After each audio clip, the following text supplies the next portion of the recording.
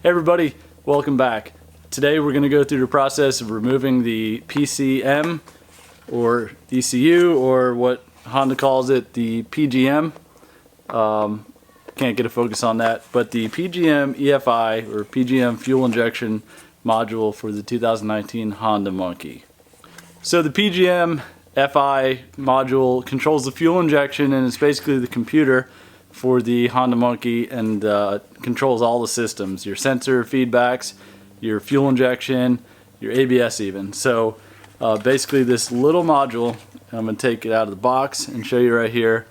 This little module here is not going to focus for you, but anyways, it's not expensive at all. Basically, I have an account with my local dealership, but I think it's around $80, and you can get it, and it's a good backup to have. So that begs the question, why would you want to remove the ECU in the Honda Monkey? That's what we're going to answer right now for you.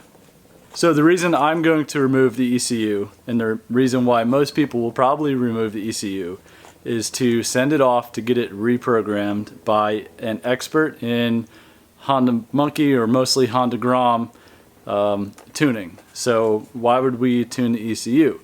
We would tune the ECU when we put an intake and exhaust on it. An intake by itself or an exhaust by itself is okay, but when you do a combination of both, you're going to need more fuel somehow. The stock injector should be able to handle the input that you need for more fuel, but how are you going to control that fuel injector to tell it you need more fuel? So there are a couple ways to tell the fuel injector you need more fuel.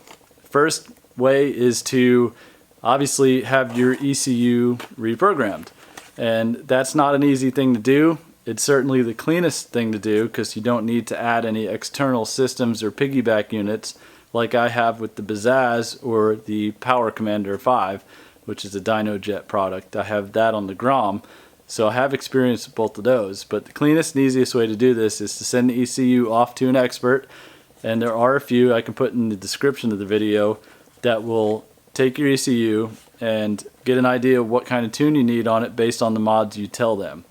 So that's a great clean solution, and it's not the route I took, but I think what I'm going to do is, now that I have a backup ECU, I'm going to send the ECU that's in my bike off to have it reprogrammed, and we're going to do a back-to-back test and see how that works. Also too, I have some cams that I want to try, and I'm not sure if the Pizzazz is going to tune up to the cams. So with the cams you get with changing some of the ignition timing and stuff too, and you can really only do that with the ECU. So that's why I'm going to send my ECU off.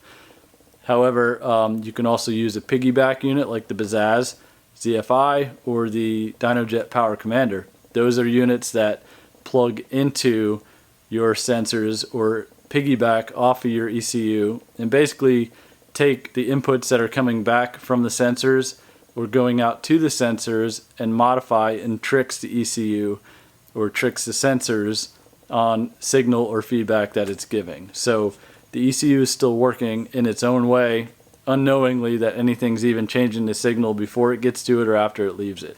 So those are good solutions that are bolt-on and plug and play, and they don't alter your original ECU. So the drawbacks of having your ECU tuned or retuned are, for one, you're stuck with that tune. Once that tune goes in, that's the tune you have until you send it back to have it retuned. So this is good, this is fine if you know you're just going to do an exhaust, just an intake, just exhaust, just intake, together, exhaust, intake, cam. Basically you have to have your plans for your bike before you send it off, because once it's tuned for what mods you have on your bike. So that's good, but if you're like me and you like to adjust, remove things, change things, try different things, you want that adjustability in-house. So it's a little tough to do that unless you know how to tune an ECU, which I don't. So that's the drawback to having your ECU tuned. Now the drawbacks of the piggyback units like the Pizzazz or the Power Commander are that you can tune those yourself, but you're really only altering the fuel tables. So we're going to tell the injector, give it more or less fuel, or in my case with the ZFI, target in on an air-fuel ratio range and use their AFM module to constantly achieve that desired air-fuel ratio. So the piggyback units like the ZFI or the Power Commander are great if you need flexibility in your tuning and need to change it on your own. However, you're only able to adjust the fuel. So with that comes limitations. So it's a blend. You can go with the ECU or you can go with the piggyback, and ECU you're stuck with it, piggyback you're limited on your tuning. So the question now is, can you do both? Can you do a piggyback with a tuned ECU? And the answer to that is yes, you can.